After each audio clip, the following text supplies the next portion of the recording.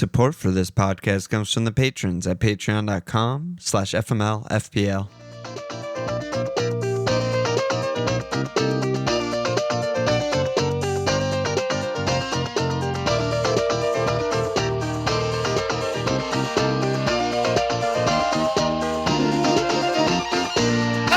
Okay! Welcome to FML FPL. Walsh. Oh, man. It begins. It begins and it's going to end. And it begins and then it begins and then it ends and then it ends. And it's just, oh, man, it's too much shit in too short of a time for me. Yeah, Not my preference. It's Wednesday. We have under 48 hours to the deadline. So, and as we're learning yesterday, or I guess that was this morning, the FPL website, surprise alert, spoiler alert, not to be trusted. Yeah, doesn't hey, work. Alon, do you want to prepare for your Gameweek 1 pod? And I literally all day yesterday was like, all right, I got to put hours into tinkering and like really lock it. Yeah, jokes on me. Yeah.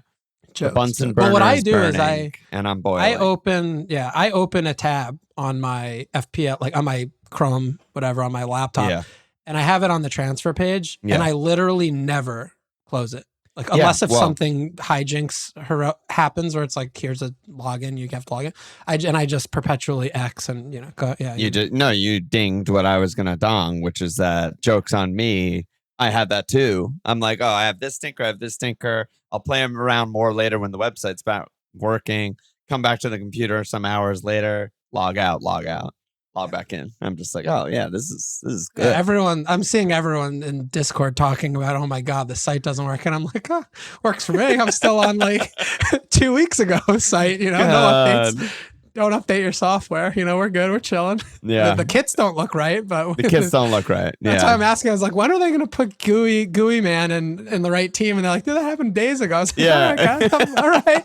Like, relax, guys. Joke's on you. Yeah, you have like some old setting where it's like never refresh page. Like it's like text based only. It's just Yahoo from 25 years ago and analog. And I wish I had that. To be honest. Analog. But we are and have been back for a couple hours, I think. So yeah. So I got a little bit in today, but not as much as I want to. It's never going to be as much as I want to. Well, you're like a unsatiable FPL monster. You would prepare. That's actually true. Yeah, that's weeks true. When you only need dozens of minutes. So I mean, if you give me 48 hours to prepare, I need 58. And if you give me 90 hours to prepare, I need 110. That's just kind of where the chips lie. I mean, when I was getting like a D in math in 8th grade, and they called my parents in to discuss demoting me to a stupider level of math, my parents explained to the principal that I'm just a D student. If you put me in remedial math, I'll get a D. And if you put me in fucking rocket science, I'll get a D.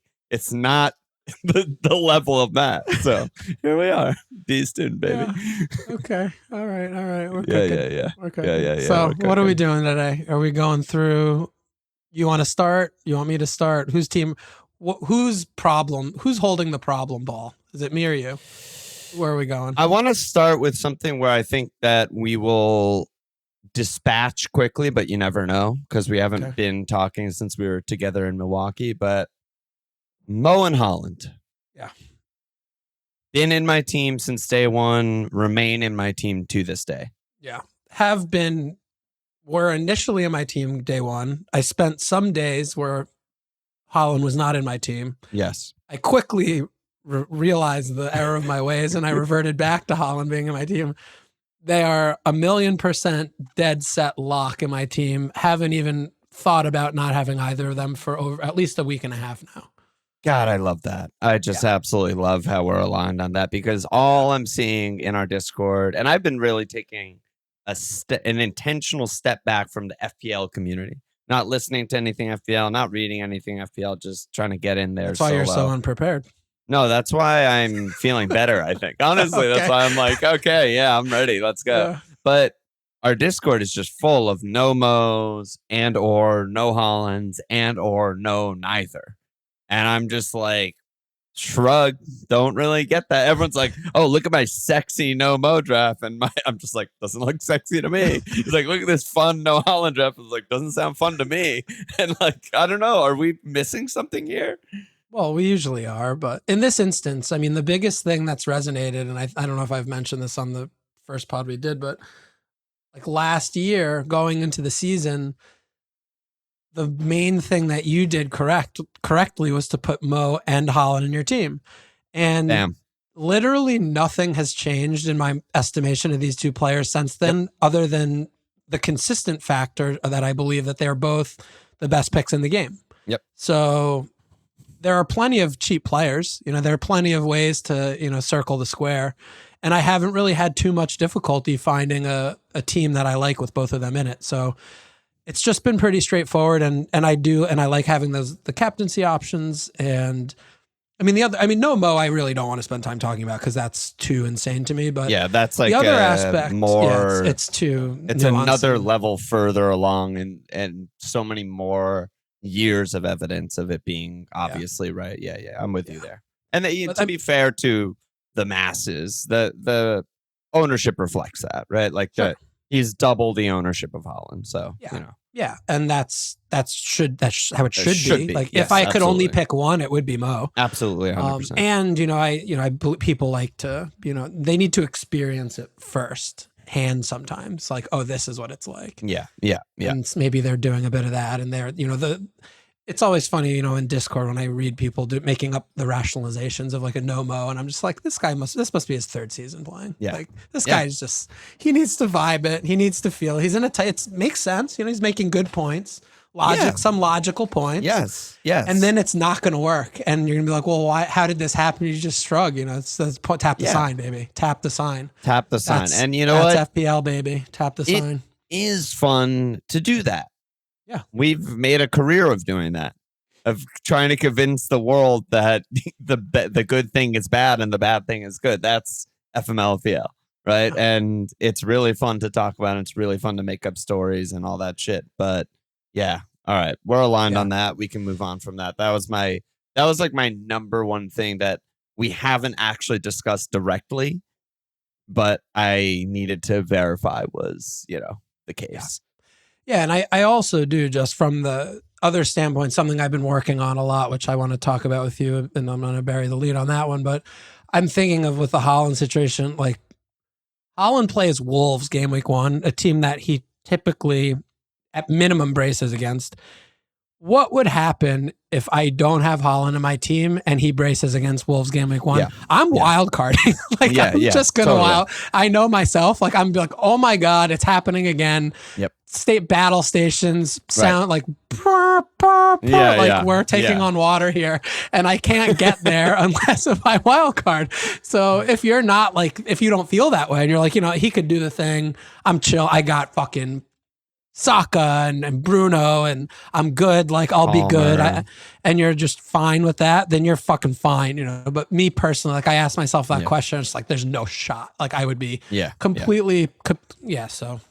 Yeah. That is ultimately, to go back to your original point, that is ultimately why the flexibility of starting with the two most expensive players in the game at the two positions where you want to use your money, midfield and forward, the attack, is the most safe in a way because of the flexibility. Like it's the most steady. I don't have to emergency wildcard because you can get anyone in the game.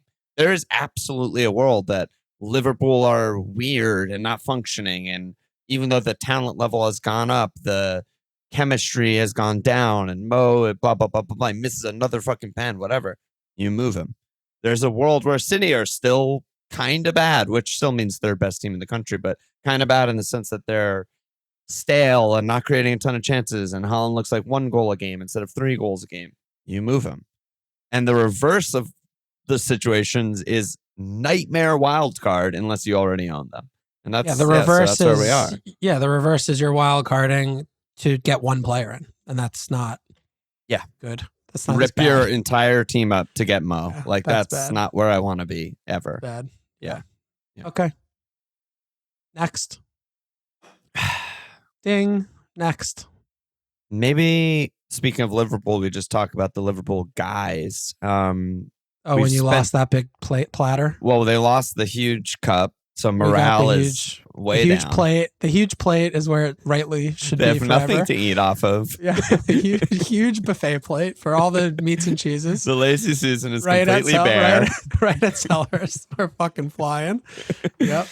Yeah, so where are you at on... I think the two guys we spent the most time on were Verts and Gakpo, but I think I've seen actually a few people going at Katike also in Discord, which just because he looked so good in 60 minutes or whatever. Where are you at on Liverpool attackers other than Mo? Well, I think Verts is a perfectly adequate pick. I still believe that there's a more than small degree of uncertainty over how good of an FPL pick he will be initially from Gameweek 1 because it's still a huge adjustment. Like I believe that this signing will work out in the evaluate the signing standpoint very fast. And that might take a couple months. I mean, he's still learning where he's supposed to park his car. And that settling in period, right? Is, if he can drive, I don't even know. Yeah, what are my understandings with my teammates, and do I push here, do I pull here, and all that stuff. He's not cheap, so you have to, he's not, it's not just some cheap mid-priced pick. So there's just enough question marks for me where I'm happier to buy a little bit late. If it does look like he's the obvious guy, I'll buy him at 8.7 or 8.8. That's how I've been in my tinkers personally, and I think he's a perfectly fine pick to start with. Yeah. Gakpo, I feel like, is just a better pick to start with because he's attacking position, which we don't know if Verts is doing that. Like he might be pulling into midfield, and even though he had the one good chance in the Community Shield game, but and Gakpo is fairly anonymous in the game, but I mean, he's just going to be playing left wing, and whoever comes in, I think he's going to be playing left wing at least until the international break. And the million there I feel like that's a big million. Yeah. Where I feel like that's genuinely you're flipping a coin for who has more points the first 3 game weeks between Gakpo and Verts. And if I'm flipping a coin, I want the cheaper guy. It's not a coin flip over the course of the season. I fully believe that Verts will have more points than Gakpo over the course of the season. But that's sort of how I'm. Especially because of the minutes, obviously, that we've discussed. And I've also seen plenty of teams with all three, Mo, Verts, Gakpo. I'm like, great team. I like that. Yeah. I like all those picks. You're affording a better defense. You like that, the direction of travel with that combination. I have not liked it personally for my team, but I like it in a FPL game stance. Where are you at? I can't quit all three. Oh boy, baby. I'm just chilling on all three. I got rid, I got back in, and every path I take kind of just has led me back to all three. Okay. I even went so far as to rewatch the first half of the Com Shield because I was just like, what did I see? I'm having trouble believing what I saw and what I remember and what the stats are and all that stuff. But for Verts specifically, Gakpo wasn't in the game at all. He was just marking fucking Munoz. He was playing. He was just trying not to get Munoz. Yeah. So, and he did, and he got Munoz over and over again because he's Gakpo. They always do. Wingers always do. Verts is just too good. He was just unreal. He was better than I remember. Everything he did was good and around the box and chance creating, and he almost defconned in that game too because he did drop back a bit and just got, I think he got 8 recoveries or something like that and other shit. And I just think he'll just fill the stat sheet. Sure. It's nothing. It's the same thing I said on the premium pod. So I don't think we even need to go much deeper than that because it was me going away from that and then back to that basically. Yeah. And then Gakpo, I mean, also similar to what I think we said on the mid-price pod where, for now, he's absolutely nailed. If they get Isak, he's not just going to start, 3 days away from the first game, less by the time they would get that over the line. All he does is kind of cut it and shoot, and that's kind of all you want for an FPL player. And I just think that Liverpool's imbalance is going to be good for their attacking picks. I just think the fact that the defense looks weird, the fullbacks don't really fit. Grav is suspended. Maka's hurt. Like everything's a little weird in the back, 6-ish, and we'll probably concede goals and not be that tight. I feel like that's the harder thing to adjust to, that we're going to have to just go forward and just blow people away with attack. And I think we have the people to do that. So I think that's kind of the way home for the first whatever adjustment period of the team. And I just think they're going to score a lot of goals. So get in. I'm right. There. Yeah, I'm there. All that makes sense. I can see all of that happening for sure. And I mean, they're going to probably be needing 3+ to win these games comfortably and not have the points in jeopardy. So they'll play accordingly. And if they're scoring 3+, you'd expect if you have their 3. You want the guys. And I could, just not to completely gloss over. His biggest issue to me is the price for one. And also just the uncertainty around the Isak situation. I mean, that will completely plummet him as an asset, and also cannibalize Gakpo as an asset eventually. So, from the first few game weeks, I think there's just better risks to take. But Ekitike definitely looks like a player. He looked really, really good. The problem with the Isak thing, right, is like, if they had brought in Isak 10 days ago, Gakpo and Ekitike, we wouldn't even discuss. We wouldn't be talking about him. We would just be moved on. Yeah. So I don't know if we're putting too much stock into that. Meaning that, they might get Isak, but Ekitike for the first, 2 or 3 is still really good. Gakpo for the first 2 or 3 is still really good. You know what I mean? But that's a hard thing to weigh. But there is a lot of that for me of just being if isn't reality. We don't. Yeah. It hasn't happened yet, so I'm playing the cards that are dealt or whatever, Yeah, and I mean, there's a chance that the Isak saga continues to, who knows whatever's going on there. I don't know what you want to call it, but that they don't get him, and then they get some depth options for less expensive, and they wait, and then Gakpo suddenly is not a transfer waiting to happen. He's someone that you might be able to hold for a while, and Ekitike becomes an actual pick because he's the first choice striker, and then those dominoes fall in a different matter. I think more for us having to pick within the next 48 hours and not expecting any clarity on this front is they could be. Wirtz is not in this category, but Gakpo and Ekitike I've seen in no teams, but for Gakpo's, he is potentially a transfer waiting to happen in quick order. Yep. So when you're building your team, you need to just kind of don't have too many players like that. Maybe zero others if you can help it. Yeah. But just to keep that in mind, right? Right. For sure. Okay. Yeah, that was a good one to get rid of. Okay. Who do you want to talk about? Well, I just have keep going back and forth or something. Yeah, I mean, I'm more just I want to go over my team with you and ask specific questions about my team. I don't really care about anything else for me personally. Well, you don't want to talk about specific guys, they're all framed in your team. It doesn't matter as much pick. You mean there are a lot less guys that I need to discuss because they're so locked. It doesn't even matter. I don't care what you have to say. Okay, like that. So that's Love one that. part. The biggest issue I have is dealing with my 2 midfield spots. And then just kind of rounding out my defense and how those things interact with one another. Okay, let me bring up another guy then. Okay. Senesi has just been in every draft. I love him.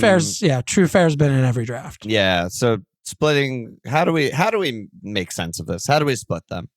Well, I mean, I think it just depends on how you want to play and what gets your juices flowing. We talked about in the previous gets pod. My juices flowing, but points, I like that. Points too. Juice might flow more than attacking, Yeah, and to me, I'm why not both? And I'm going to shoot for both. And Senesi scratches that itch too because he has 9 attacking returns a couple years ago. Owning both is also not insane.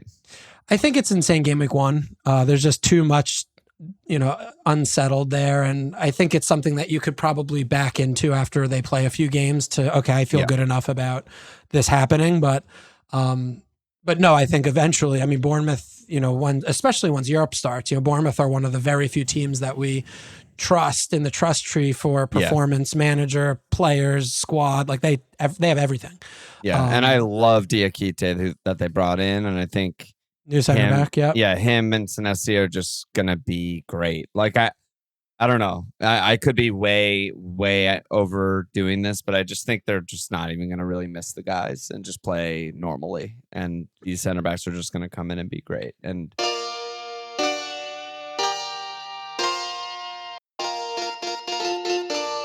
I've only seen Diakite play literally one game in his life because it was against Liverpool against Champions League. But he was phenomenal. He was so good. Yeah, I think they're going to obviously have some adjustment period where it's like we're all new, but we know that the system is in place and we believe in the coaching and the way that they've looked under Areola is very high quality. So I'm with you on that. I mean, and for me, it's more of just, it's fun to watch the fullback. So I'm like, Truffaire's fun. Like maybe he's just going to do everything and be the best thing ever. And I'm like, so I mean, I've gone both back and forth between having center back in air quotes, stabler, safer, DEFCON leaning defenses, and then the opposite of just fullback insane defenses. And I like that one, the latter more. So I'm gonna probably just roll with some craziness back there, and Truffert fits that story a lot better. So yeah, I mean it's trying to.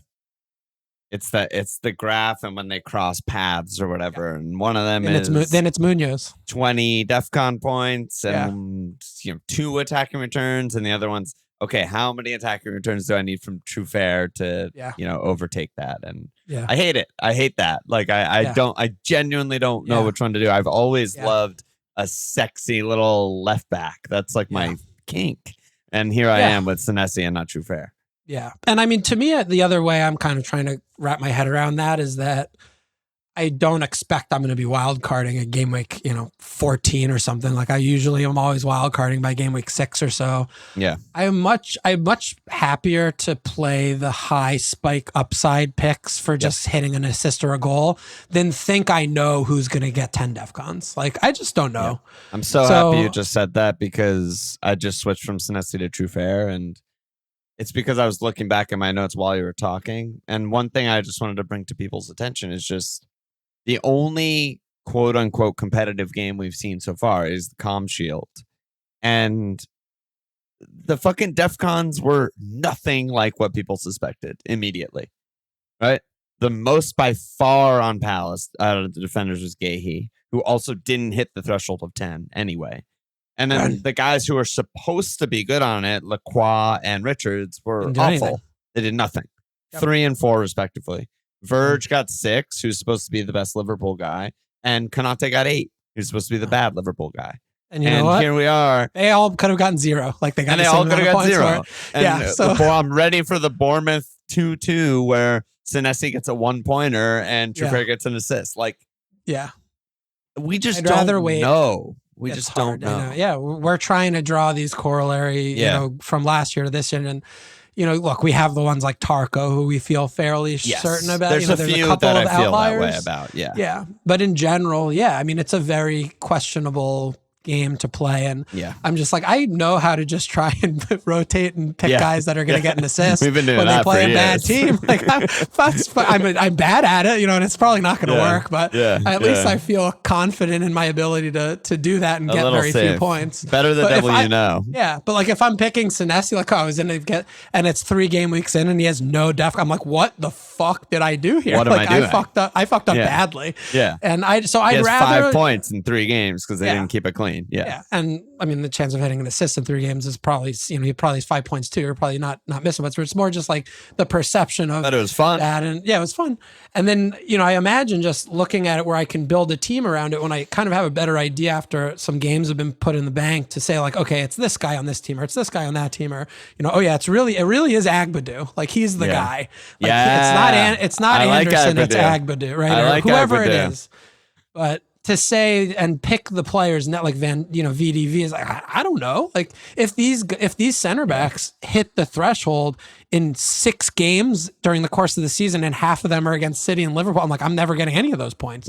So did the rule change even affect me? Like if anything, it affected me to making bad picks that I never would have made otherwise. Right. Because I think I already have this new rule change completely like figured out, which I don't at all. I have no idea. So yeah. By the way, Van de Ven scored against PSG, so that's what you need. You need Dons. They're worth way more than a DEFCON.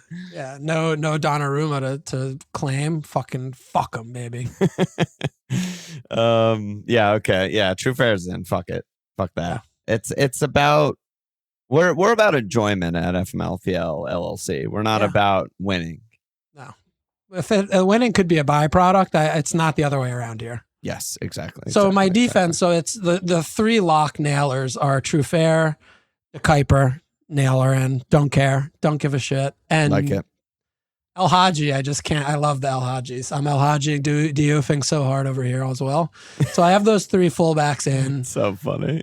And then the other two picks, I have no idea if they should be 4-5s, and I'm trying to create an early grave for myself. Let's talk about these guys for a little bit because fine. I just think it's sad that there's no way to actually take advantage of this, but it's so funny that Wan-Bissaka is 30% owned and Diouf's 6% owned. It's fucking idiotic. You take advantage by picking Diouf and hope he gets lucky. And just hope he outscores him. But even if he does, it's going to be by like 3 points. It's going to be like, it doesn't fucking matter anyway. Yeah, maybe if you get lucky. But he looks good. I have never seen him play. Yeah. That's a common theme here. He's just 1B coverage. That's all he is. Yeah. He's just better than coverage. Can 1B cover Diouf is what we should be asking. But he can't. He cannot. But yeah, he scores a lot of goals and whatnot. What do you like about the Kuiper? Because I'm still just like a little bit. I'm like a little Tony Bloom / Hertzler traumafied where I'm just like, I don't know what the hell is in the fax machine there. Maybe Tony Bloom's saying you have to spread the minutes exactly evenly like this so I can sell guys for 100 million. And then no one starts more than 25 games. Yeah. It's like if our models can't hit 2,000 minutes played for our players, we can't market them to literally the Syria. Like I would be so unsurprised if that was the case. I agree. And still, to me, it's such a low risk threshold and point because when I'm looking at these other 4 or 5 guys who are in air quotes safer for minutes and starts, they're going to get me 2 points usually. Like I'm not like sitting here. Oh no, getting De Kuiper instead of Van Hecke means that I'm in the hole here, like big time. I'm fucked. I don't give a shit. Like all these guys suck ass. I'm not getting 6 million defenders. I'm not getting 5 million defenders. That's not how I'm building how I'm doing my building my team right this year right now. So I'm just kind of looking at it like, he doesn't start a game. He just, if he gets 0 minutes, I get someone's coming off the bench. Like there's 4 million nailers everywhere anyway. So instead of getting 2 points from Van Hecke, who starts the game that they concede in, I'm getting 1 point from Steve. Like, I don't care. I just no one knows who you're talking about, which is great. That's how it should be. I know exactly. I don't care. I just don't care. So in that light, he could be insane. Like he could just be starting the first handful of games and just be shooting 3 times a game because he's playing wing. That's what he's done before. Yeah. And, he did a little bit in preseason. I'm like, I'll fuck with that. Like, all they do is attack. Like, I'm in. Like, I'm in. And if it doesn't work, then I might be down 4-ish points to the field after a few game weeks. And I'm going to probably need to use a transfer there. Or if I do end up going with a fullback, a full house of 4 or 5s, I'll just be able to hide them. No problem. No problem there. So, that's kind of how I see De Kuiper. I'm fine with that. I mean, the only part I don't agree with is like if he doesn't start and it's like fine and I had him, it's like not fine. I won't feel fine. Yeah, if he's like, I'm going into home Fulham or whatever the fuck fixtures they have, and it's like, it's Kadioglu and Lamptey, and now I'm getting Steve off the bench against Liverpool. I'm like, this is bad. Yeah, this is really bad. I have to use my 1 free because it's the beginning of the season on De Kuiper. That's what I'm trying to avoid with that. So but I totally get it with Diouf. I mean, I think that.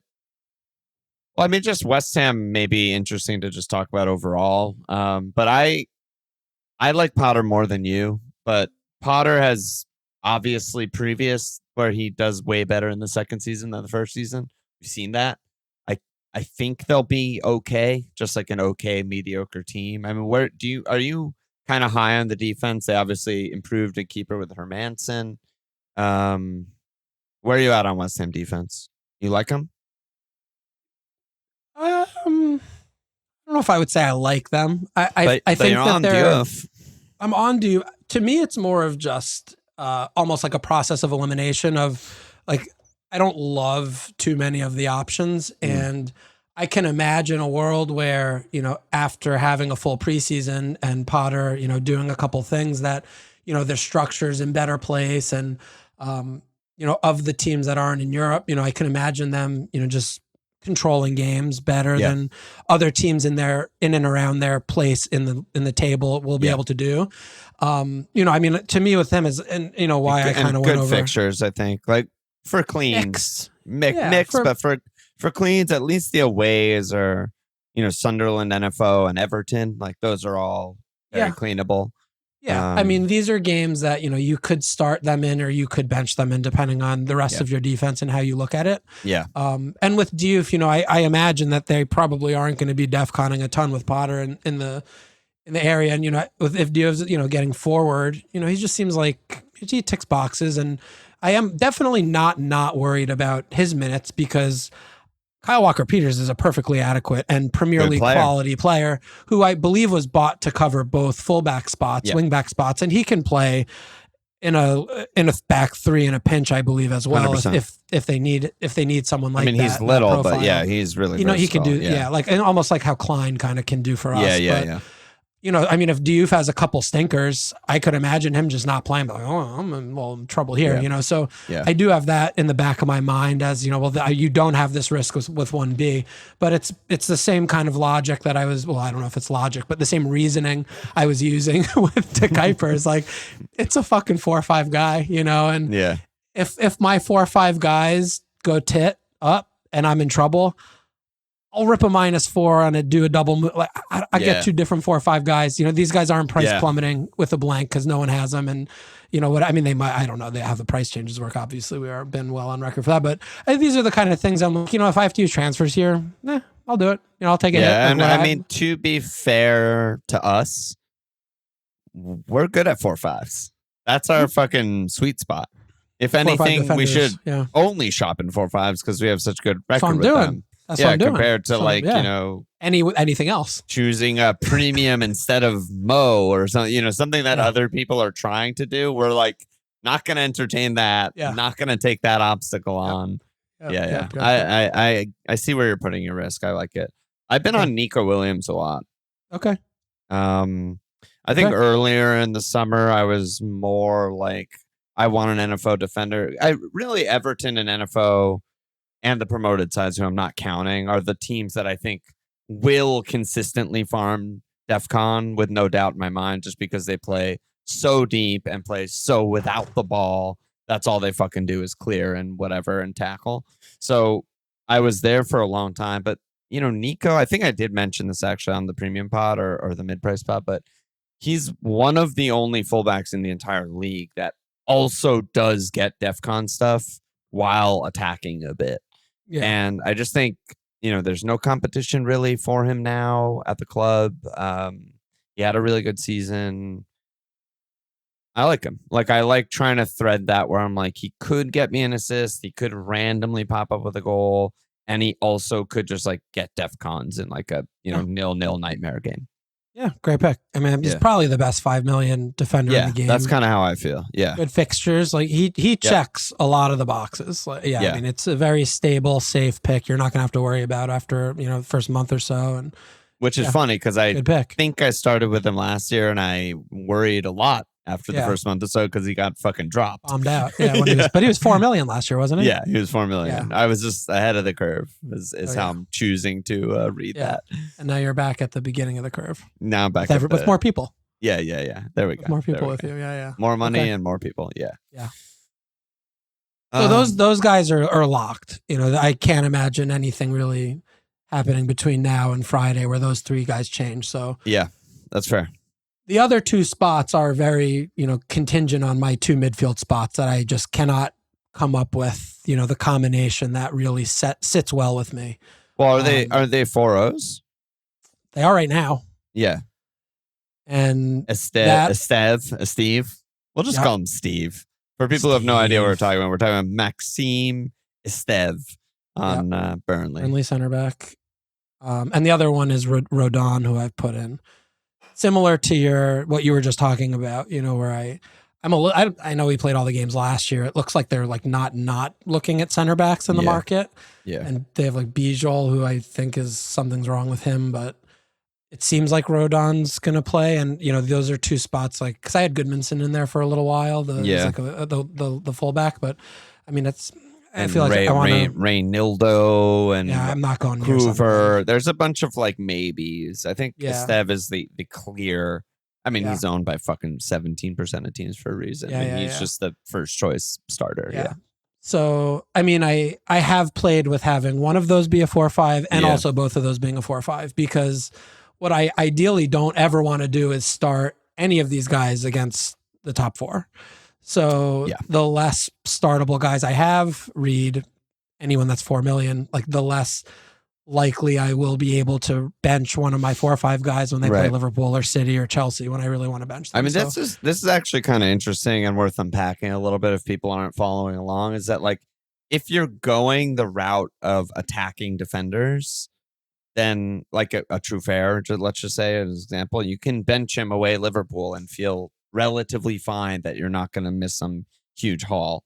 But if you're going the route of like all nailed center backs who are DEFCON farming, you should not be rotating them. Like in bad fixtures, you're just hoping for a 4-pointer. That's kind of like the floor maybe is like 3, but you're hoping for 4 and they might get 10. Yeah.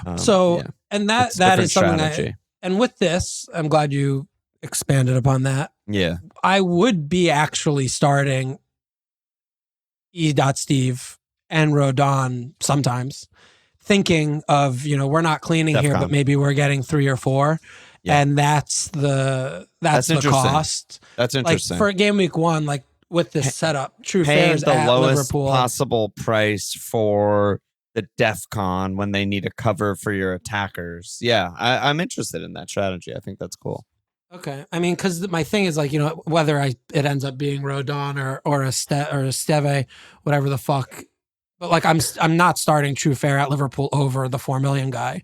Right. And like if that's acceptable, or if I'm like limiting my ceiling by so much by doing that versus having 4 or 5 guys who are going to have, reasonable fixtures where I can put them all in. So in the other teams I've had with the other 2 guys, like for example, like I had Dorgu in at one spot and I had Coyote in the other spot. Yeah. So then I have 5 guys that all have somewhat similar profiles on more or less reasonable, similar type teams. Right.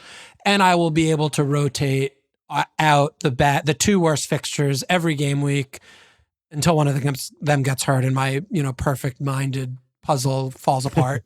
But like, that's the idea there versus not doing that. So that's something I'm trying to consider. And I will have to go back over to the midfield a little bit to see like which risk or which looks worse or better. But I want to, so right now. I like that idea for what it's worth. Like I haven't really thought about like separating the strategies between my 4-5-5 defenders and my 4-0 attackers, i.e. what we just said, like going for the attacking guys who you want to start most games, but going for the floor DEFCON merchants when you're subbing.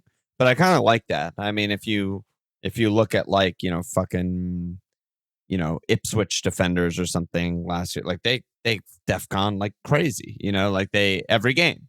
The highest DEFCON. Do they concede 4? So then they didn't get any DEFCONs. Right. Or do they? Well, but even getting 2, I mean, it's going to matter. But yeah. Yeah, I mean the floor is 2. The floor is the ceiling.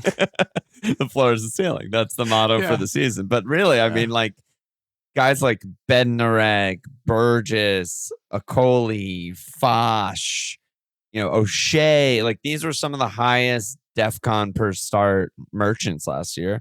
Because they fucking suck and they don't have the ball ever, and all they do is clear. So it kind of makes sense. And it's going to be So that's one thing. So like with the 2 4 millions, I have Palmer in. Okay. Whoa. Palmer. I have Palmer in. So my non-existent hair just blew back on that one. So like this is basically the cost for getting Palmer is like I had to run these 4 millions back here with the bare bones threadbare. How do we feel about this?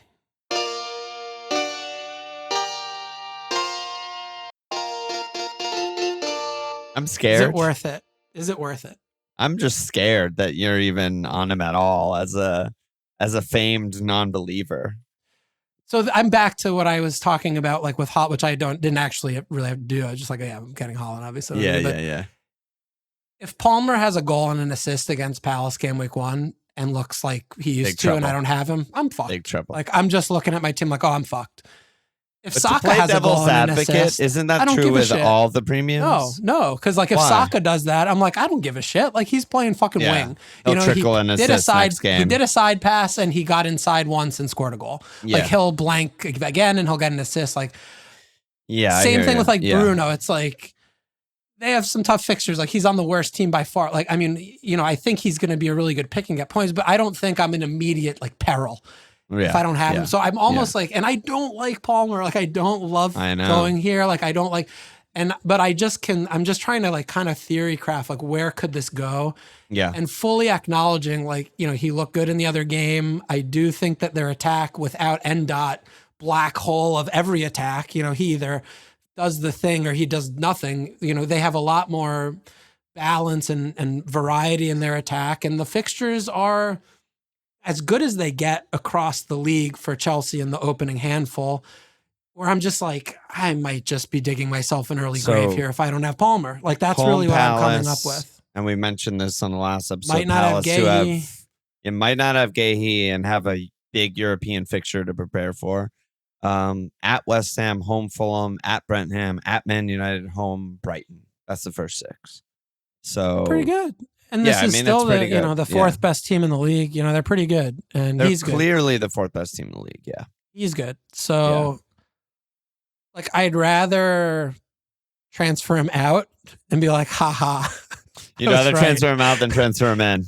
Yeah. That's a good way to think about it. I like that. I mean, I like what you're thinking also is like, you're thinking like, how do I avoid disaster? How do I save game week 1? Yes. This is what I'm trying to do. How do you roll into game week 2 feeling okay about your team? This is one way to do that, for sure. Yeah. I mean, I'm terrified not owning him. Everything I said about him on the premium pod is still true. I mean, he has hat-trick potential in every game, as opposed to, Bruno or Saka or, anyone else really, other than Mo and Haaland. So, yeah, I get it. It's good. I like it. It's good. I mean, Chelsea attack is impossible, I think, to get a read on, really. I mean... Yeah. They're phasing out Ndot. Still haven't gotten rid of him. They bought Delap just to be a backup. Basically. They bought Gittins, who's like really raw and everyone says is not ready, and probably just a downgrade on Madueke for now, which is really confusing. But also Estevao is supposed to be like some god and it's just exploding in every preseason game. And maybe he'll be, if you throw enough, $50 million transfers at the wall, one of them sticks kind of thing here. And the center of all of it, who's going to get all the points and start every single game, is Cole Palmer. Yeah. And I mean, João Pedro, like these are guys they link together an attack better than do the action one time and then it's a goal kick, which is what they were doing last year. Yeah. It's like a netto bad cross or Ndot touched the ball, so the attack ended. If it wasn't a counter attack, they had nothing. They had no ideas, couldn't do anything. So yeah, I mean, this is sort of what I had to do to put Palmer in, but I'm feeling like I'm okay. Like I could be okay here. The defense is really bad. So I know the defense is really bad, and I'm just I don't actually think it is. I think there is a lot of value to get. Well, I mean, like, okay, I wouldn't necessarily go all the left backs, but like there are nailed starting 4-0s, which is not always the case, and the nailed starting 4-0s sort of got the biggest buff of everyone, right? Because they're 2 or 3 points a game instead they of 0 should or be 1. getting DEFCON'd in like 60% of starts because they're fucking terrible. So I think that raises the floor a lot of like what a strategy 3-4-5 and 2-4-0 defense looks like in previous seasons. Yeah. So I don't despise it, but yeah, Palmer's very, very fucking good. So I mean, just spill the beans. What's the rest of the attack? Because I know it's Mo, Haaland, Palmer. There's a lot of money there, and you have to get a lot more guys. Yeah. Well, Paqueta and Evan Nielsen have not left the team in weeks. I mean, they've been stone cold locked. I didn't think something could happen in the big platter game that would change my mind about something. It did. Mateta taking pens straight in, like automatic. And looking like Mateta. Yeah. Tucked in, actually played 90, which he was very hard pressed to do last year. I mean, with the Olympics, and he just had such a fucked up season. Being on pens is just, he's definitely shortlist BPITG status for me with pens. I just think he's mispriced. With full fitness. And we are low-key a team that seems to win a lot of pens because we have a lot of dribbly boys. We have a lot of dastardly boys in the team. So Mateta's in. And then I put Tielemans back in as my last mid. Explain him to me. Well, it's a similar kind of concept to Paqueta and a little bit of a hedge. Talk about both of them actually, because I'm like, I get it, I think, but I want to hear your explanation. But at the same time, it's like, for me, it's like going True Fair over Senesi. I'm just like, yeah, but are they going to get the DEFCONs every game, or are they only going to get them in the games where they get fucking pounded? Yeah, I mean, these are two bets where I'm trying to have my cake and eat it too, is kind of how I'm thinking about it. Yeah. We talked about Paqueta a lot on the budget pod, and, not really knowing who or what he is or who or what he could become in Potter's system is a risk. And also it's really exciting. I also love him. I believe in him. I think love him too. I think he's a world-class player, and he has pens. Like both of these players, I have 1.5 shares of 2 shares of pens. Is he 100% pens? I think it's 100%. Jack Ladd has assured me, and I don't need more than that. When I talk to God and he says, "You shall pass," I'm like, "I'll pass happily." You shall pen. So yeah, because I'm a little wondering if like pen? full Krug, maybe Bowen, or I mean, maybe Fullis Krug walks up and struts his big German ass up there. Game week 2 when they win their first pen, and I'm like, "Oh, he has so mistake," few teeth. Yeah. Well, you don't need that many. You're just eating, like soft potatoes or something. I don't know. But Paqueta, there's the chance that he's DEFCONing. There's a chance. I mean, these guys, I'm kind of like, they're just like Bruno light, honestly. So your thoughts are like, if I'm reading you correctly, is like basically there's a world where they're just a good normal midfielder pick who is attacking enough and cheap enough that they get enough attacking returns and I'm happy. And there's a world where they're a deeper midfielder pick who gets me enough DEFCONs and pens that I'm still happy. Basically, that's it. Yeah. And then with Paqueta, he's never played over 3,000 minutes, but unlike Tielemans, I'll touch on after this, but there's he's had 9, 10, 5. I mean, last year was a really fucked up year, but he had 9 and 10 returns, 4 goals, 5 assists 3 years ago, 4 goals, 6 assists 2 years ago. Yeah.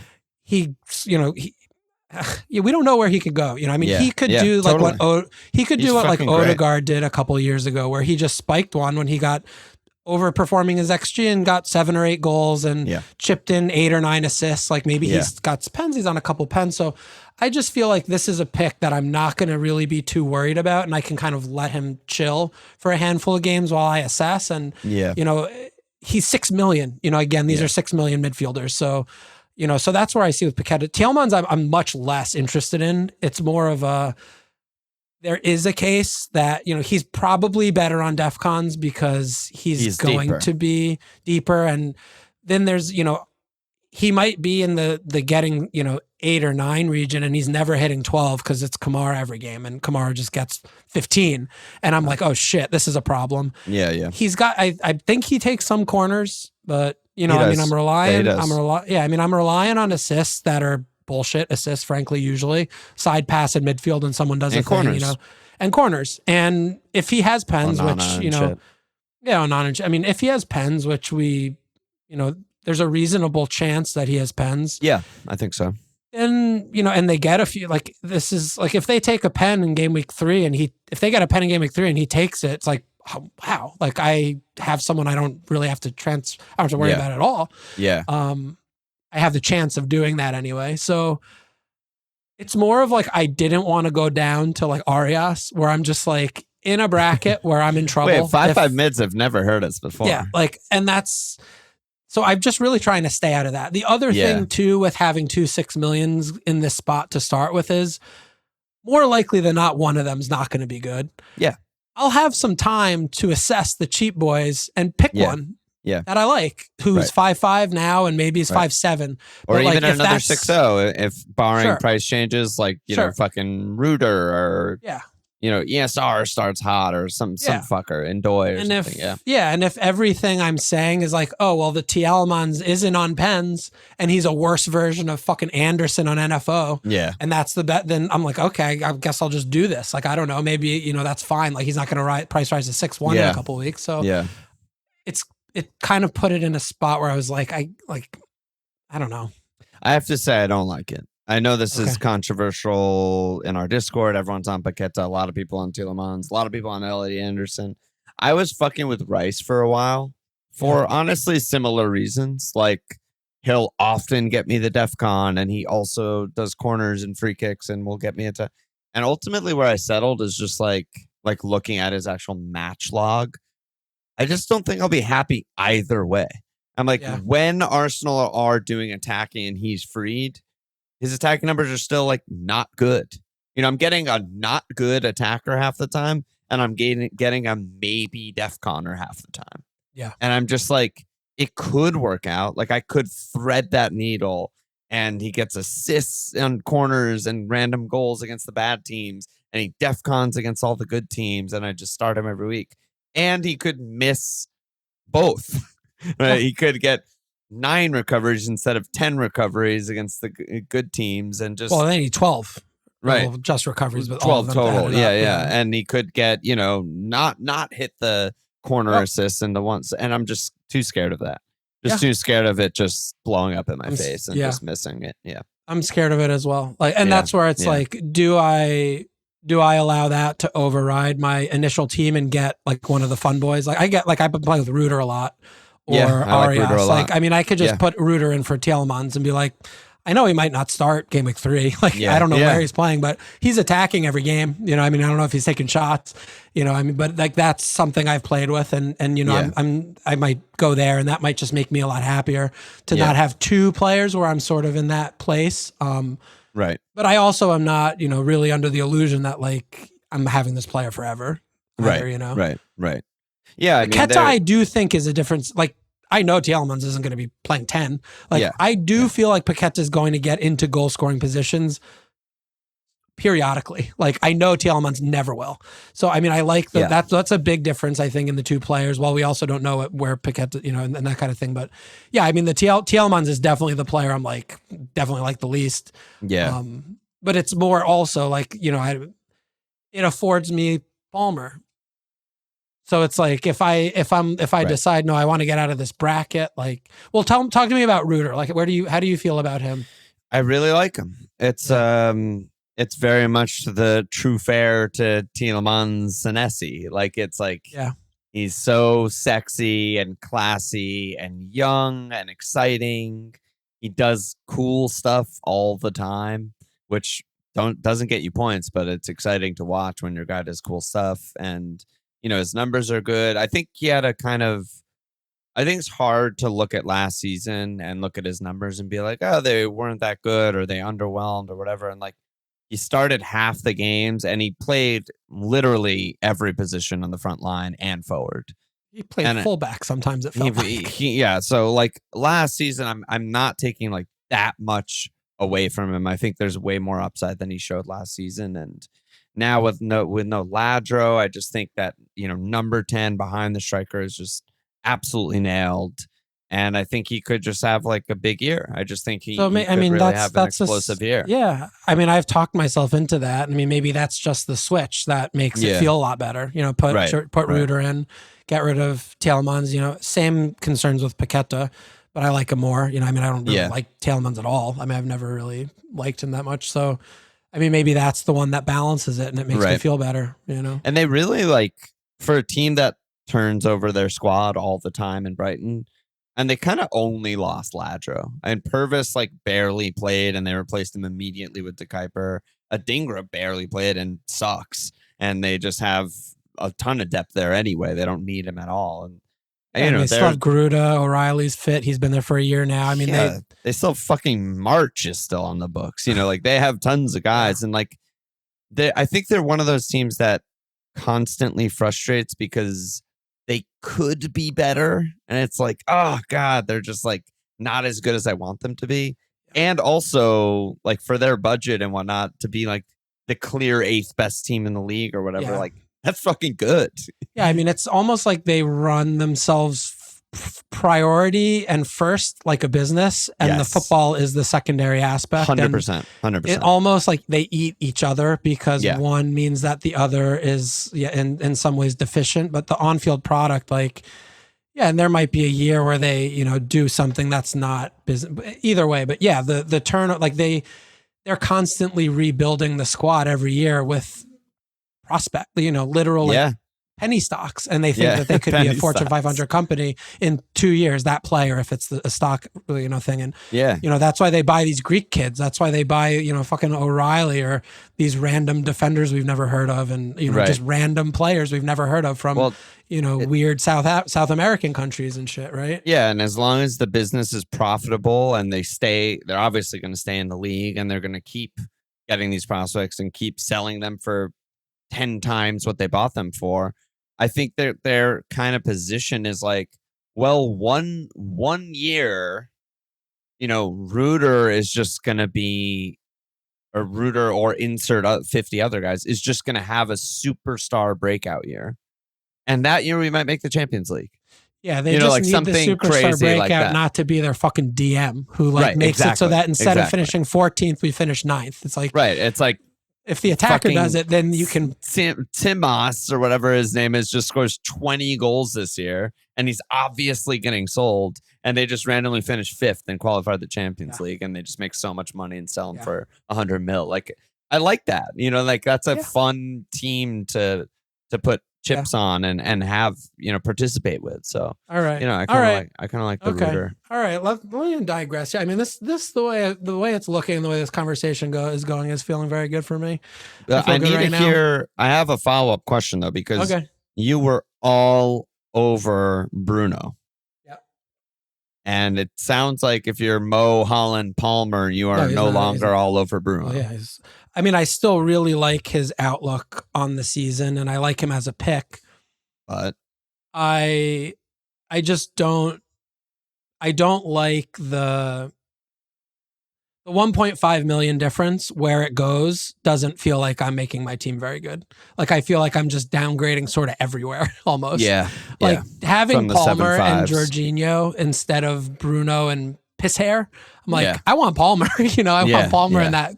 Like, so he is still jockeying for position with like the very best picks in the game. Yeah. And like, that's fair. If I have Mo and Haaland and I'm not just, I can afford 4 of the guys and then he's just so easy to put him in.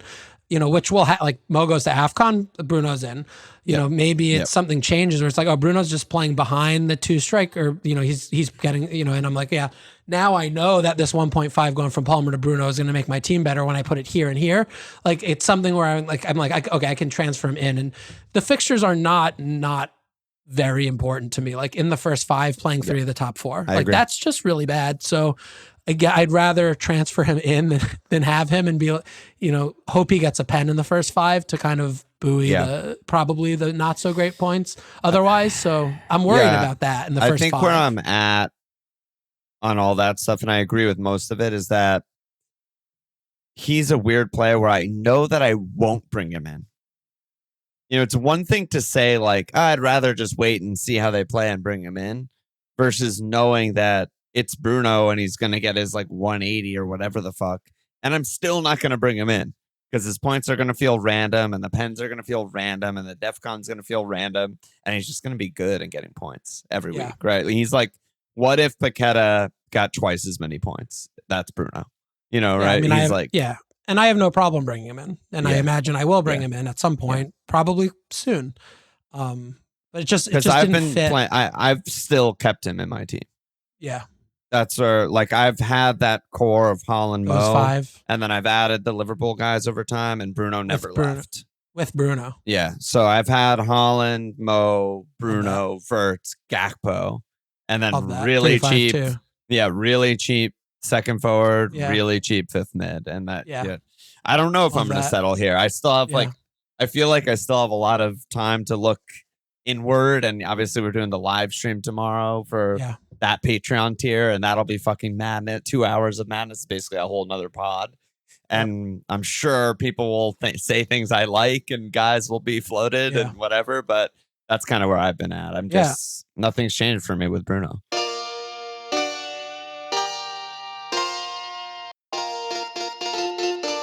Okay. Yeah, I mean, Bruno's still a great pick. And, just with the live stream tomorrow, just mentioning, if you guys listening are enjoying this, like, rate, subscribe on iTunes. Yes. Follow us on Apple Podcasts, Spotify.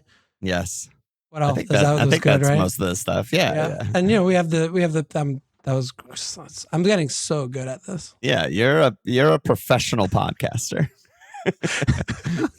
We have a Patreon, it helps support the pod, and all that's really nice, and we love you guys. Yeah, this guy called Tim asked in the aforementioned Reddit AMA, I've been a fan of the podcast for a while, but why should I be a Patreon? And yeah, I mean, I wrote to him exactly what we always say on the episodes, which is that the two most valuable things are, one is the Discord community. It's just a great hang for all sorts of stuff, not just FPL, but obviously hardcore FPL from all sorts of different people, but no assholes, no cesspit of like randos on Twitter cursing out for no reason, all hours of the day and night. And then the other thing is the extra episodes that once the season gets rolling, which is right around the fucking corner, we do an extra episode every single week. And that's behind the paywall too. So those are the best things. And that's, if you like the pod, you'll probably like them too.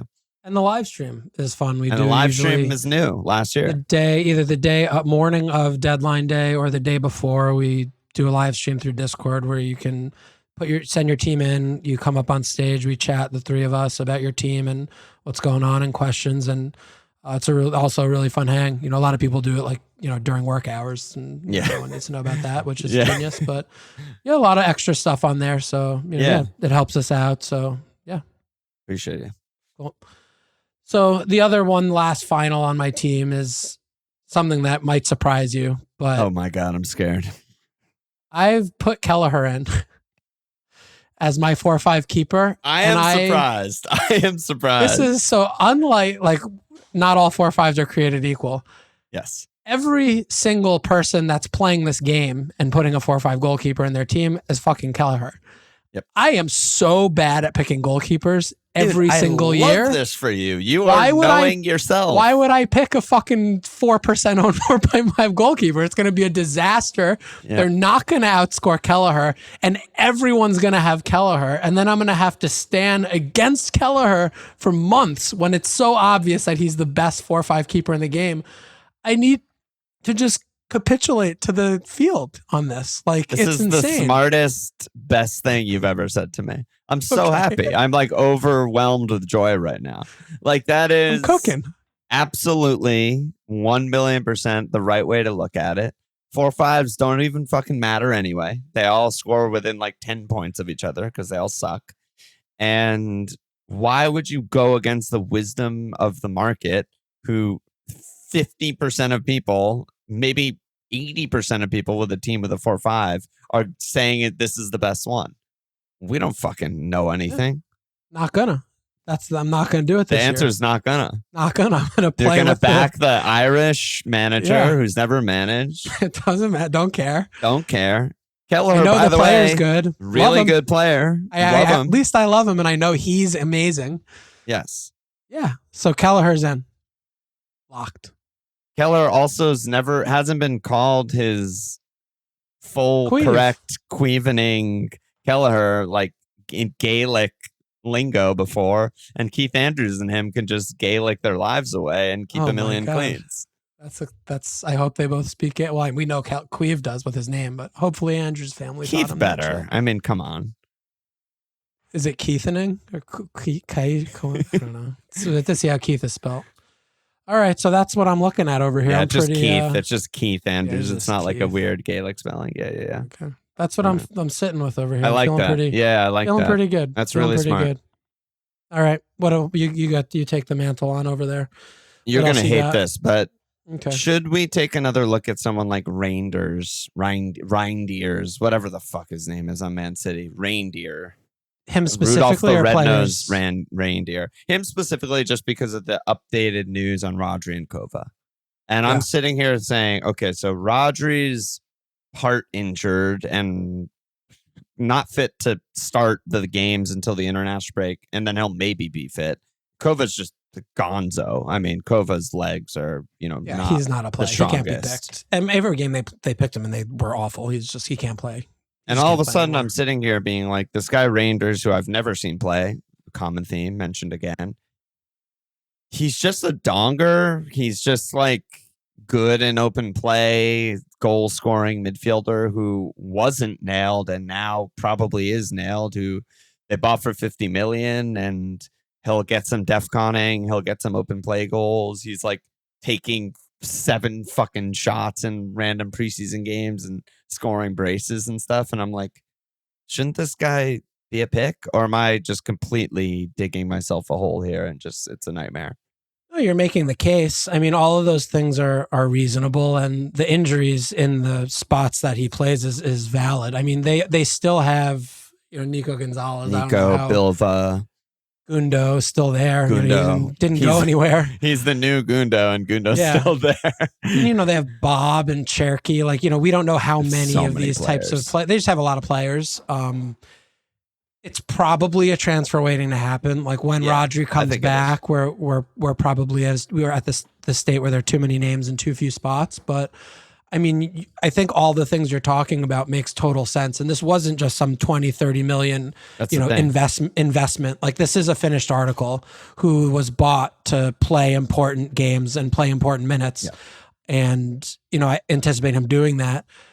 Yeah. I mean, he's 5'5", I mean, if you want to play in that bracket, you imagine that, he's going to be, you don't have to do very much at 5'5" to earn your price. So that's kind of where I was and why he's been that cheap fifth mid for me. Like if you compare him to like, an Elliot Anderson or something like that, it's like, okay, but Raiders will also occasionally do the defconning, as we've seen in Club World Band preseason when he plays, but he has open play threat. Like he could score actual goals instead of getting, made up points like defcons.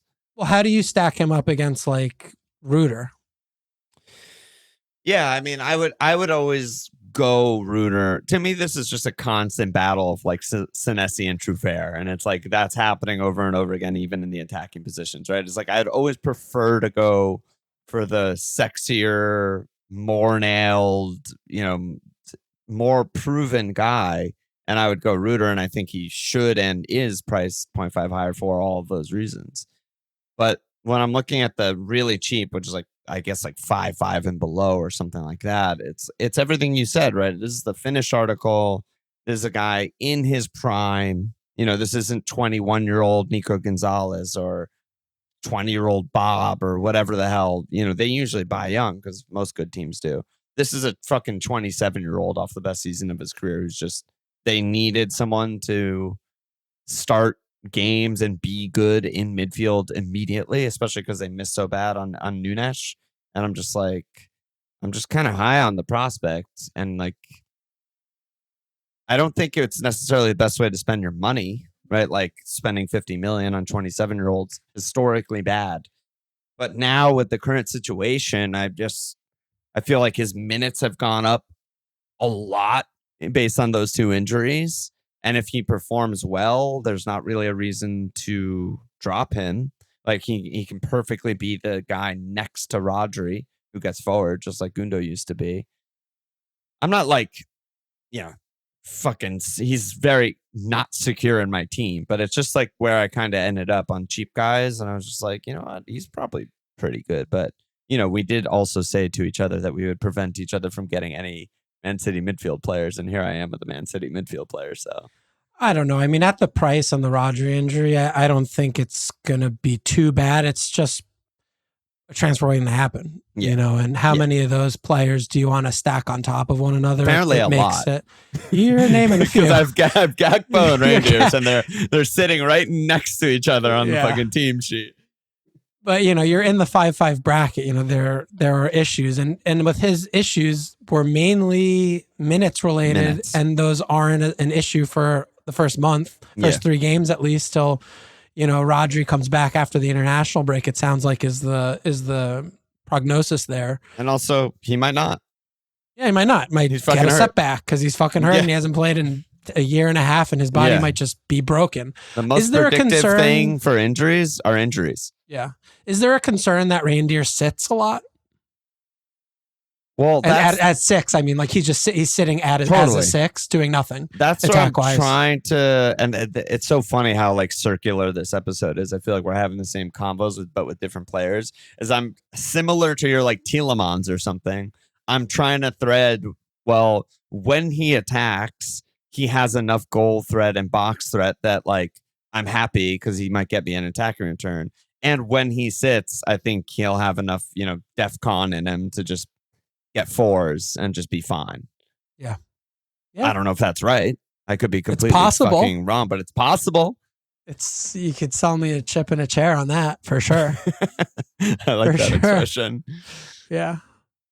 Okay, Reindeers. No, I am more interested than I thought I ever would be in Reindeers. Yeah, because I was nowhere near him until this. Yeah, I didn't even consider him. Yeah, the Rodri minutes being sucked up has to be sucked up somewhere. Yeah, exactly. Because he's also the kind of player that we're gonna forget that there's 38 game weeks, but like we watched the Wolves game, we're like, oh my god, like it's possible. What do we do? We like literally his last actions for Man City were sub on half and immediately brace, and they're 2 like really well taken goals. And they played a Serie B team. So the competition has to be considered. Don't say that. Well, I'm just devil's advocate. Don't say that. They were playing the backups of a Serie B team, but it's. But guess what? They play Wolves Gameweek 1. Oh, don't do. Where do Wolves finish in Serie B? I don't know. Yeah, nowhere because they're in Serie A, winning the division. Yeah, there's something there. Yeah, there could be something there. Yeah, what about a trap? I mean, it is a trap. I'm walking into a trap, but maybe. But don't forget though, because the Gundo comps seem very appropriate, and the biggest issue that we've always historically had with Gundo over the past handful of years is that he's only a good pick for about 9 game weeks. Yeah. The whole year. And he scores all his goals in some weird little bunch where he gets forward. Yeah. And we miss the beginning, and then we're slow to react, and then we hold too long, and we catch maybe 1 or 2 games of the tail end, and then we're just like, what am I doing here? What the fuck is this? Yeah. So it's, to buy the stock before the market even opens is a good time because you can react really quickly this is a huge mistake. He doesn't start game week 1, or this is genius. Hello. He's playing attacking 8, taking shots, like doing everything. This is a great pick. So yeah. I was going to ask you next about Fulkrug because also I think he's just getting a lot of steam, at least in our Discord, and seemingly not overall. Like no one owns him, but he scores every game in preseason, every single game. He doesn't have that many teeth. He's big. He's German. His only competition is Callum Wilson. He doesn't have competition. We're not his competition is his body breaking. Yeah, his body breaking. I don't know. Where are you at on him? He's the 6 I currently have in. Yeah. Also very unsure of that. I don't even think he's that good. I just think like he's nailed and okay, and he might start hot and just get some goals, but like I'm not that sold. Where are you at on him? I mean, not having pens is a big problem here, I think. But, he's really... Imagine you have Paqueta and I have him and he takes a pen off pack. I don't know if we can even pod after that. Then we would need a week off. That would cancel be the pod. Yeah. That would be a problem for me. I mean, Thiago has a lot of question marks around him. So I've gone so far away from Thiago since we potted because they didn't do anything. Wissa's still there, and I don't know what the hell's going on.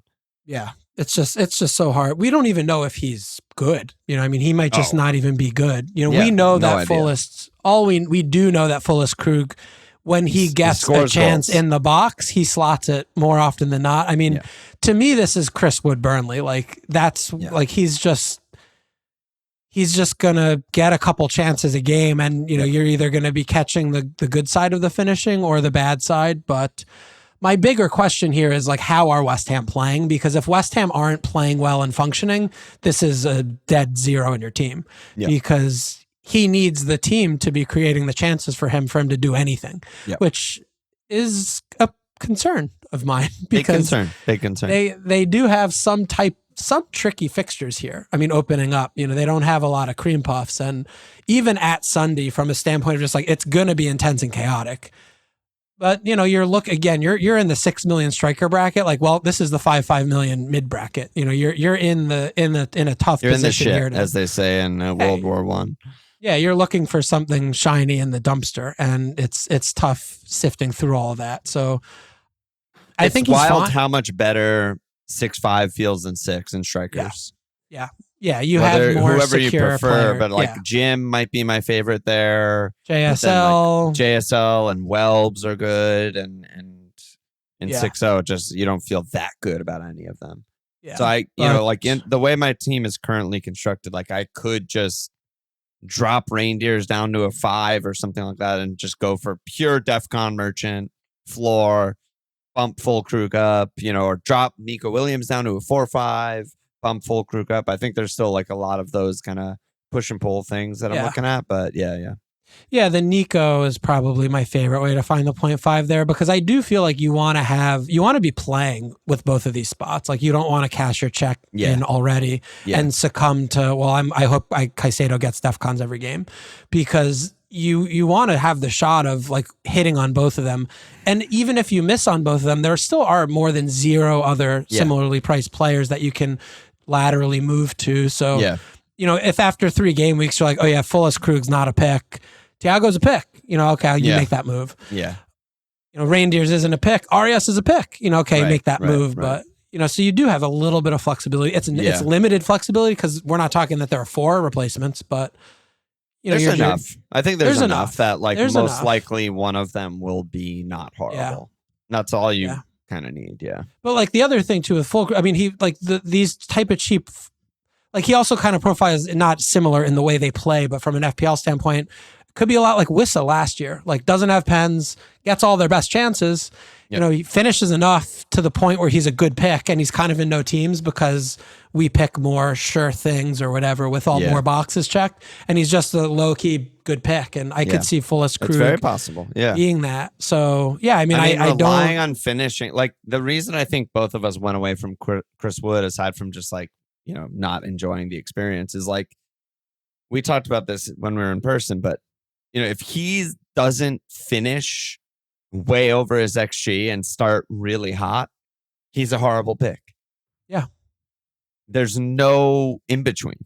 He's either red hot and every little flick and dick and trick works and he just scores every game, or he's very, very bad and you have to transfer him out immediately. Yeah. Or they get a couple pens at the time where he's cold that buys you. And so there is that. Which is fullest Krug is like, if he doesn't start hot and he's getting the chances, then it's what am I going to do with this player? Yeah, it's trouble. But he's also $1.5 million cheaper, which is what I was going to say is like, I'd rather take that chance at 6 than take it at 7.5 in the sense that like, well, maybe I'll catch lightning in a bottle, and if I don't, he's gone.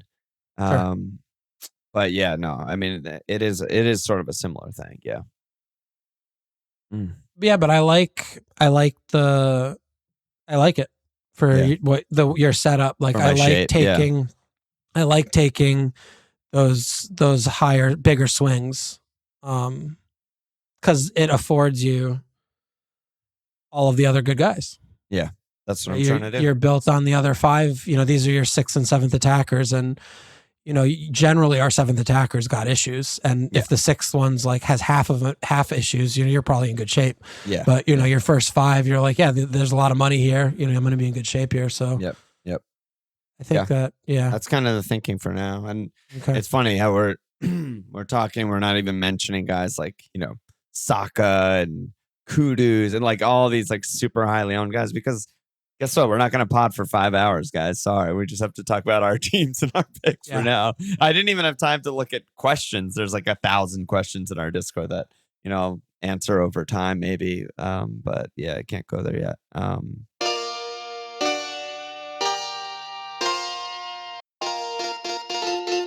All right, where do we go from here? I think it's your show. You want to just hear about some other guys that I'm thinking about? Yeah, love that. I'm going to list you some guys and you choose which one to talk about. Yes. Love Ollie, Sarr, Ollie? Jim. Watkins. Jim, Gordon, Arias, and Ait-Nouri. Hissair is a great pick. Great pick. I think he's a great pick, and he should be in way more teams. In all the guys that I listed for a good reason. Yeah, Gordon's in no teams. Literally no teams. I've seen him in maybe 1 or 2 teams. Maybe on 1 Discord. or 2. That's it. Yeah, I mean, I would definitely, if I were you, I know you're Liverpool pilled, but I would definitely look at him over Gakpo, especially totally when you're taking on a lot more risk transfer wise in the first few game weeks than those 2 other 6-7 attacker spots. I think he could maybe tie the room together a little bit more appropriately. But yeah, I mean, he's just, especially if the leading rumors they're in for like NDOT or something. If he retains pens, it doesn't matter. Like, I don't give a fuck. He's just a great pick. It's he's really Jover. He's an incredible god-tier pick. I mean, and he has them for now. Yeah. So he just ticks a lot of boxes. I mean, the only box that's really unticked is like team vibes. Like, it's not good. The vibes are bad. That's for sure. Bad in Newcastle, but like he's going to be taking on more responsibility. And like he had a full preseason finally, and he seems like he's fully fit again. I mean, he did the little ankle last game. Seems like it's nothing, but I mean, at 7.5 to me, like he's just like he's really good value, really good safe pick. Like has pens for now, could keep them after game week 3. Yeah, the fixtures are not so good. No, could be better. And, that's a big detriment on him. And also, when Newcastle get space and to play on the counter, they're at their best. Which is a similar kind of thing. You could talk about Sarr in the same light of like, the flat track isn't as flat. Like we just struggle against those teams and we want to counter. But I like Hissair a lot. I have had Hissair in my team a lot. Like that was one of those 2 names I was jockeying with the Palmer and Jorginho spots. He's high on my, maybe heavily rumored in Team Alon right now. I mean, he's just, like, I don't know how you individually deal with this mentally, but I think one of my many roadblocks in FPL is like, we've come this far. I've tinkered with this many guys or whatever. And if I do Gordon for Gakpo and Gakpo braces, you don't feel good. And I don't know what to do about that because I also don't think that's a reason to not do something. You have to, I mean, I think you have to like listen. Yeah. I mean, you're going to have remorse or quick pangs of regret, like from something that instantaneous. No matter what. That's I think like you want to listen to that as like, is this a motivating factor for me to not do the move? Right. Or is this really just purely fear. Emotional of like, I'm afraid. Yeah. But like, then it's like, okay, you just have to surrender to this being a possibility. And if it happens, I'm still going to be happy with my process and my choice. But there are always 1 or 2 players where that comes in a lot louder than others. For sure. But I think, we're in the self-doubt game by playing this. Like we come up with doubt everywhere on this type of stuff, right? So we're trying to put the case for doubt in this pick, make the case for doubt in this pick. So like it's so rife in all of this that it's like hard to compartmentalize them and separate them, but I think the other thing is also, finish. But if you're telling yourself like, I know I'll be sad and I still think I will have made the best choice and I think this is a better pick, I have to look past the forest and the trees and separate this one game week for, this is for a little while. And, what's it going to be like after 6 game weeks when everyone transfer Gakpo out in game week 4? Yeah. And maybe my investment, it increased very slowly rather than spiked and then decreased, and you're still coming out ahead later. You have to go through all those types of things, but it's hard to make it emotionless when it's emotional. It was something that I spent a lot of time on the postmortem and didn't really come to a conclusion. It was just like a thought I had, but this kind of goes back to that idea of like, what is a success and what is a failure? Because I think if you're only basing that off of FPL points, result, you're going to have a really, really bad time, no matter what. Because you're never going to always transfer in the guy with the most points. It's not possible. No, I mean, it's just result over a process. Like, you cannot evaluate your processing mechanism on the result. It's completely backwards and upside down because you have no control over the result. All you can control is the information that you're evaluating and sifting through to get to your decision. And then everything else after you make your decision, you wash your hands. You're done. After that point, you're done. Yep. So but it's not easy. And I mean, especially when you're like, oh, I've been on this for weeks. For 3 weeks. 2 days before I'm getting rich. I'm transferring Kevin the day of the game. Injured Gordon. I mean, I transfer in Kevin. I haven't had him for 1 second. He played 15 minutes and got hurt. What am I doing? What are we doing here? Why did I do that? Why didn't the site not work for this hour when I needed it to not work? It always works. Oh, that's a good PSA. The site is completely fucked. And if you're not locked on your team by Thursday evening, you're doing it wrong. Because risking your team on Friday morning before the deadline is very stupid. The site's been down for 12 hours today. Or yesterday, I just clicked transfer out of my auto pick team. The only move I did not switch was Rushworth to Dubravka. I'm gonna hold on to Rushworth another day or two just to make sure. Yeah, you don't know if Dubravka won't tear his ACL tomorrow. So. Yeah, I have a red flag 4-0 in my team as well. I have Stephen Benda. He's on Millwall. Yeah, I don't think that'll last, but yeah, it's a good placeholder. Oh god. So. One of the other guys was Arias, who I just don't get it that much. I mean, I realize he's really cheap and he's been scoring and he might be on pens, but we have no record of this guy ever being that good. Kind of just came out of nowhere. I mean, he's 27. He's been on Fluminense for 5 years, and no one thought he was good enough to bring to the Prem. And now everyone's like, "Oh my God, Arias, best thing ever on the 17th place Wolves." And I'm just like, I'm not sure I'm getting it. Are you getting it at all? I get it. Yeah, I do because it's another one where you have a player that looks like he's okay to good, fitting a role that shat points last year. Under a good manager who might have pens. So there's certainly and there's no competition. I mean, they have such a bad squad. There's no competition. So he's not a bad game or two away from, they have this other guy knocking the door down. They just have nobody there. So he might just not be good enough. That's certainly a possibility. There's a reason why he's 27 and still playing in a South American domestic league. Yes. And also, he might have just, a couple things clicked for him over the last year or so. And I can see. It just gives me the vibes of, my God, this promoted midfielder is really good and on pens. Yeah.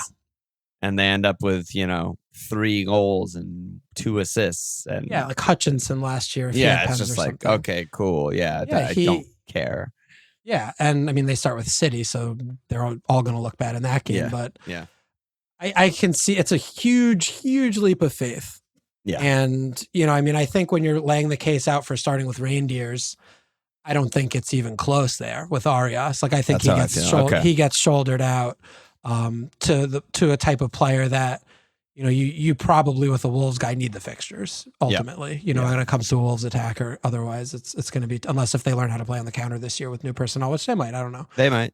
They might, but it's certainly going to be hard for Strand to get up and down, but but yeah, I think it's a pretty shaky gamble to make I'm with one. you there. But I still do appreciate the copium huffing. I mean, there's nothing better of what the case is for it working is you're like, oh, I'm there. And I love a John JHON, I have to say.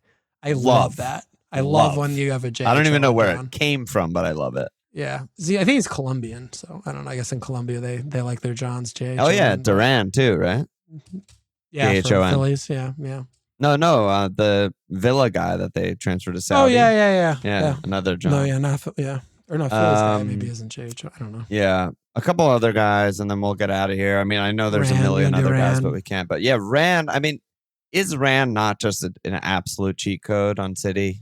I mean, the way that we've seen, Gvard get his attacking returns from left back, Nico O'Reilly get his attacking returns from left back, and now they have an actual attacking left back. Yeah, I mean, he's the best 6 million defender in the game easily to me. I don't think it's particularly close. I'm with you there. I think that there's going to be a period of the season where everyone has him. How long that period is remains to be seen. But yes, I mean, he got 11 attacking returns last year for one of the worst teams ever, who didn't have a manager for half the year. So, we expect that he's going to be doing a lot of final third stuff, and he has actual players to pass to, and he's got a good shot on him. And if he's allowed to get inside and get into some goal scoring positions, which we anticipate him doing in some games, he's pretty fit. I mean, generally, like, he's a pretty fit player, and I love him. I love the pick. We're obviously a little bit less happy about the clean sheet outlook with Rodri re-injured and out again, because we saw how they struggled last year to keep cleans. But all that said, like, they don't need to keep 17 cleans for Ait-Nouri to be a good 6 million pick. They just need to keep 10. Yeah. So I think alert, they're not keeping 17 cleans, right? I mean, they can do that. Well, I mean, they could, but it depends how many Rodri. They have before. But even if they keep 10, then Ait-Nouri should easily out earn 6 million. Yeah. So yeah, I love the pick. Yeah, I'm really high on him. I think he's a really, really good pick.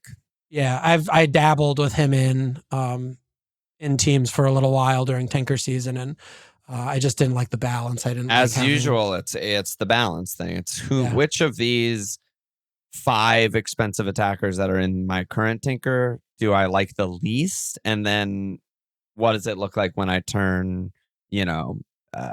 Trufair or whatever, someone 4-5 into Ait-Nouri, and what mid am I getting to replace that? It's really tough. I don't know if it's worth it, but I'm really high on him. I feel like I agree. It feels like I'm making a mistake not going there, even though, I'm probably not, but I might. Yeah. I mean, I agree with you. I agree with all those sentiments. I think he's in 21% right now, and I just clicked his name. Like, I mean, he's just a great pick. I mean, he's a great pick. Not as much as Wan-Bissaka though. Oh. Couple attackers, 3 attackers I'm really high on. I mean, I feel like I kind of slept on Jim, and just comparing him to the other 6-5s, I mean, nailed on pens. They just kind of don't have that. Fulham are still, I know they've done like no business. They're trying to get Kevin over the line, but they're still just like 8th or 9th or 10th best team in the league. No Europe. I'm just like, Jim is just fucking, like, the difference between Fulkrug and Jim, I think it's big. Like, one is really safe, really reliable, nailed on pens, and the other could be bad. My one concern, I had been at the beginning stages of Tinker season very into Jim as the 6-5 option. Yeah. I think the only thing you have to be concerned about is when Muniz starts over him, you get rid of him that game week. Because I do imagine that there's a reason why the Leeds Muniz has not gotten over the line. Like, and Jim is it's nailed. Not going to never happen. I mean, Jim is old as shit. So I think it's like 34 or something. That might not happen till game week 15 though. And Jim will have to play his way out of the role. I don't think it's one of those. So I agree with what you're saying. Like, I think that's a very comfortable place to put 0.5 to buy yourself more assurances and not look at that pick after 4 game weeks and be like, oh shit, like I have a huge problem here. And the pens are huge because this huge. The pens are huge because JSL we don't know. Yeah, and he's had lulls even last year where there's just nothing going on. Fulham are not playing that well or whatever, and then he gets 2 pens. Yeah, and it's like, and he's really good at them. Yeah, and he's very, very good at them. Yeah. We think JSL's on pens. This is also Wolves, a team that really rarely wins pens. Yep. We think Welbs is on pens. We don't know 100%. He also his fitness is like he was playing in the B team and the preseason a little bit. I don't know what's going on there. Like I think Welbs is probably the closest 6'5" comp, and and JSL is. I'm not sure what to do with JSL because again it goes back with the Wolves thing to me of like. The fixtures are just it's so hard for me to see him in the first 4 just like doing much. Like yeah. The fixtures just seem really tough to me. I don't know. Yeah, it's tough, but I do like Jim. I'm Jim with you. is 38 out of 40 in pens in his career. That's pretty good. But I do expect at some point this season that he's just on the bench. Like he's just not the first choice striker. Will he start 38? Probably not. But is he going to start like 34? We're trending, yes, based off of last season, unless something changes this season. Because Muniz started last season as the first choice striker. Yeah, and he was horrendous, and he just got dropped. Lost the position, and then Jim started 30 of 35 after that. Yeah, Jim is not the long-term answer, and Muniz might be. So I just imagine they're going to change guard at some point this season. At some point. I mean, we also don't know what the hell they're doing in the market. Like they could still just buy a striker. They could bring Mitro back or something. Oh my God, imagine. I wonder what he's up but seriously, to. They haven't done anything. So yeah, but I'm not gonna not get someone I like because no, of course not. Milv is dipping his toe in a market or something like that. No. Another guy that I'm really high on, and I think probably slept on because it's not exciting, and they also haven't done any business is Ollie. I mean, he's an awkward price. He's probably not on pens because he's very bad at them. And he's a fucking return machine whenever he plays. And he's incredible whenever he plays under Emery. He's a great pick. And they have among the best fixtures, fixtures in the league opening up the season. Yeah, their first 8 or maybe 7, you should say, is like incredible. Really, really good run. Yeah. I mean, he's just a good pick. Nothing fancy. He's been doing it for a while.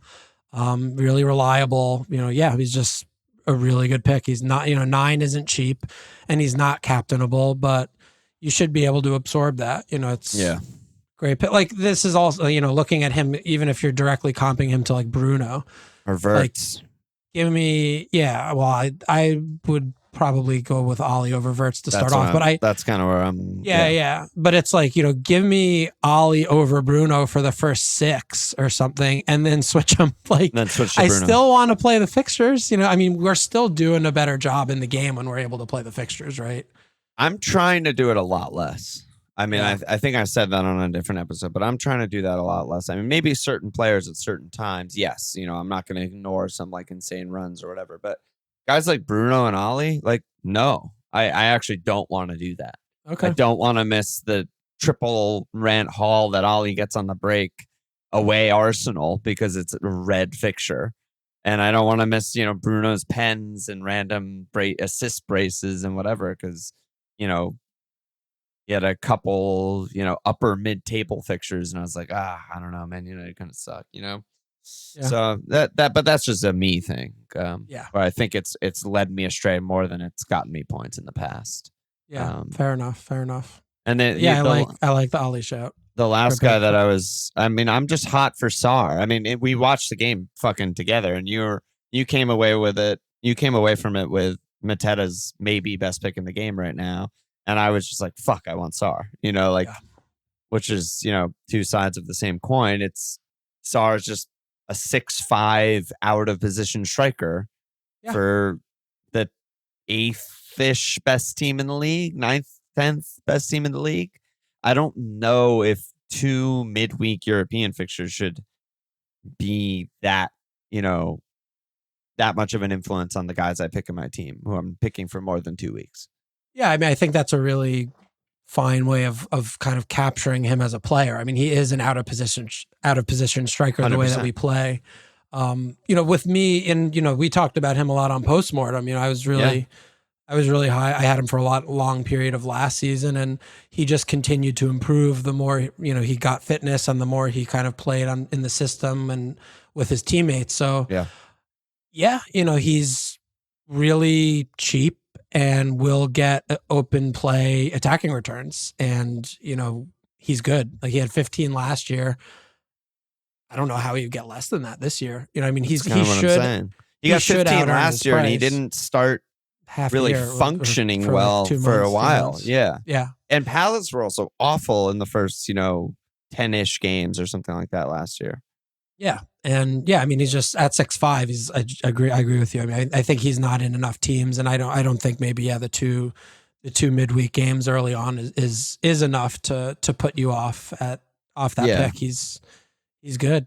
Yeah. Good player. So he's really, really, I'm really trying to figure out how to get him in there and see like what sacrifices I can make to like my team more with him. I mean, sort of one of the like classic striker traits, not to get too like statty, but is the non-penalty actually per shot, just like how good is their average chance. His are probably really high.